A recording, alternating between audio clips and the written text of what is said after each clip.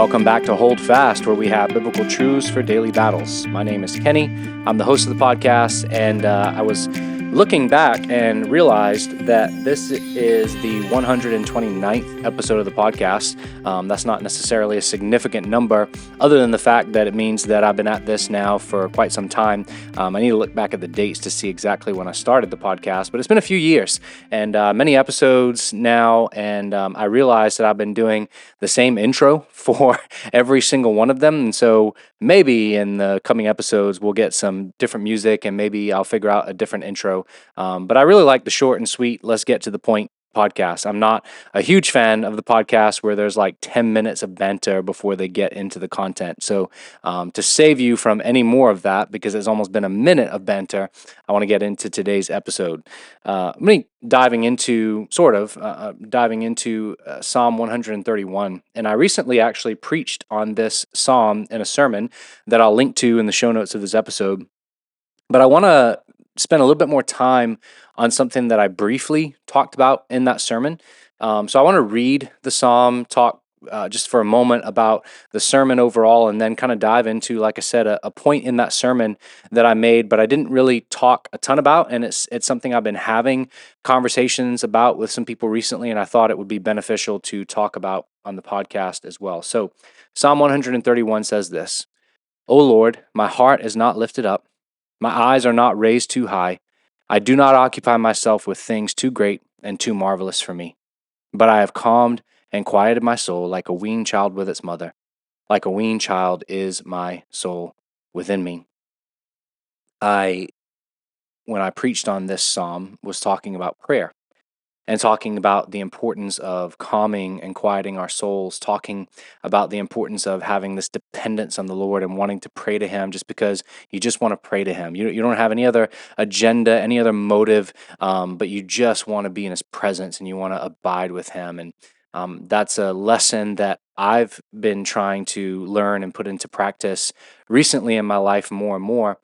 But one of the things that I talked about in that sermon is the whole idea of calming and quieting your soul. I think is really, really difficult for us. I think it's always been difficult for humans, but I think there is a unique challenge that we have here in the year 2025. Can't believe we're already there. But with the amount of information that we are faced with on a daily basis, on a moment by moment basis, we see.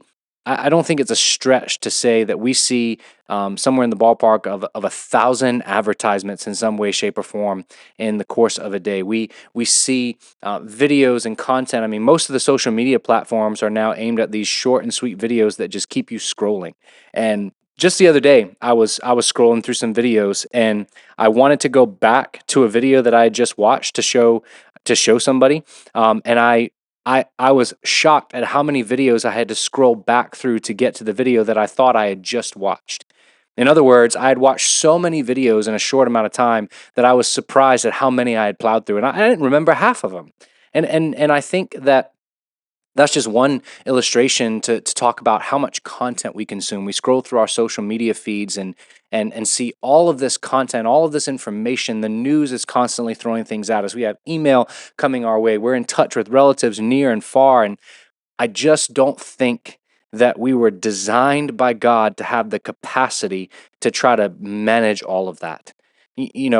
Just a few generations ago, people grew up in small communities and small towns. They had a small circle of people that they spent most of their time with, and maybe they sent letters or correspondence to people far away from time to time, but they didn't have the ability to video call relatives at any given moment. And I'm not saying that's a bad thing. I love the technology. I'm thankful that my children, for example, get to see their grandparents that live in another country. And so I'm not saying it's necessarily evil or bad in and of itself, but I think that we try to occupy ourselves with too many things.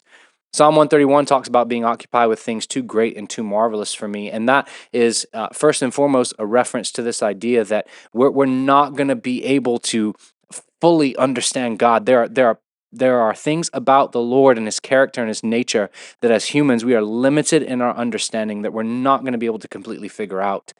But I also think it's a reminder to us that we often put too many things on our minds. We often occupy ourselves with too many things. We're trying to be involved in too many areas of life. We're so busy and stressed out and stretched thin that we don't have, let alone time for prayer, which that's its own conversation. You make time for the things that are important to you, but never mind the fact that we don't think we have time for prayer. We don't have the mental capacity for prayer because we've given our mental capacity and our thoughts to too many things.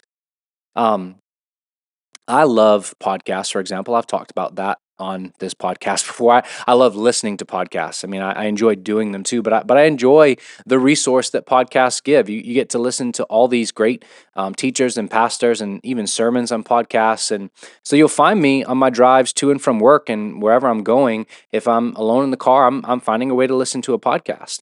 And I was thinking about it the other day that I have the gift of uninterrupted time in the car when I'm driving to and from places. And I'm not saying, again, that it's wrong for me to use that for podcasts, but maybe I should take some of those drives for prayer. I mean, I was convicted about that. I was like, maybe I need to shut off the phone and just spend some time with the Lord in prayer. Or, I don't, I'm not trying to make you feel guilty if you listen to podcasts in the car, but even maybe you go, you know what? I'd have a hard time focusing in prayer when I'm watching all the things go on around me. Okay, maybe you just spend some time in silence and let your mind get a break, so that when you get home, you have a capacity to be able to pray. You haven't filled your mind and your thoughts with so many things that you can't even process everything that's coming at you. Right? I think it's a good thing to have moments in our day where we're not doing anything in the sense of we're not listening to something or consuming content or reading, but we just have a moment for our brain to process. We have a moment to think through a scripture that maybe we read that day, or we get a moment to process something going on in our lives and how we believe the Lord would want us to respond and act in those situations. And yeah, it can be a prayerful time, even if you're not actively out loud saying this eloquent prayer to the Lord. It can be in the spirit of prayer to be thinking about and meditating on His Word, and spending time pondering how He would have you live in certain situations in life. I think it's a gift. Um, there's times that my kids will say that they're bored, and I don't always communicate this well, but I want them to understand that it's okay to be quote unquote bored. It's okay to have points in your life where you're not like being stimulated by some entertainment or activity. Like you just have a minute just to breathe and to think, or maybe even just to rest, just relax. We're not designed to literally just go nonstop, as hard as we can go for as long as we can go, and then just get a little bit of rest. I mean, we need rest. We need sleep. We need not just physical rest for our bodies, but also for our minds. I think that this absolutely is having an impact on our prayer life. And I'm not suggesting that to be a good Christian, it means that any moment you're not doing anything, you should be praying. I'm saying that it can actually even enhance your prayer life if you just have moments throughout the day where you just allow your mind to rest. You allow your mind to process the day and what's ahead, and do that from a biblical perspective. Do that from a prayerful heart and a prayerful perspective. I think this can be included in Paul's instruction to us where he says that we need to pray without ceasing. Paul's not advocating for there shouldn't be a moment in your life where you're not actively praying. I think it's this mindset and this attitude of prayer that we're constantly bringing things before the Lord. We're constantly casting our cares upon Him. We're constantly thinking about His Word and how He would have us respond in certain situations. And that's a lot harder to do when you never stop consuming content, when you never stop, your mind never stops racing and actively doing things and processing information. And I just don't think it's good. I don't think it's healthy. And I don't say this, by the way, on a high horse as somebody who has mastered this. I fail far too miserably at this. I shared in the sermon that I am making it a goal not to jump on my phone first thing in the morning. And I've had mornings where I've been good at that, and I've had mornings where I've not been good at that. I'm not perfect at that, but I want that, for example, to be something where the first thing I do is not open up my phone and scroll through and get the news for the day. And sometimes I'd use the excuse of, well, it helps me wake up in the morning. But it's a terrible excuse. It's a dumb excuse. It's not one that I should be using. I think even that is a factor here, where it's like first thing in the morning, last thing at night, we're scrolling through our phones, for example. And maybe it's not the phone for you.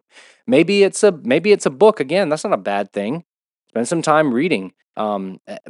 Maybe it's a TV show. I don't know what it is. Whatever the distraction may be, that you just can't stop consuming content. You can't stop. You don't ever have a free moment to breathe and to pray and to abide with the Lord. Find ways to cut that out of your life. Find ways to calm and quiet your soul. That's an intentional action to calm and quiet your soul. That takes time and patience. It takes intentionality, knowing how to calm and quiet your soul like a weaned child with its mother, where you are just spending time with the Lord, not for anything you can get out of it, but just for his presence and just to be with him. I think we would say we all want that. As Christians, we want that. So identify what is it that most gets in the way of you being able to calm and quiet your soul? What is it that you need to either cut out of your life or significantly reduce the amount of time you spend on it, that would give you more time to pray, first and foremost, more time to be with the Lord in his word and prayer to him, but also would give you time throughout the day, often and consistently, where your mind and your soul can rest and be at ease and process what's going on and bring those things to the Lord.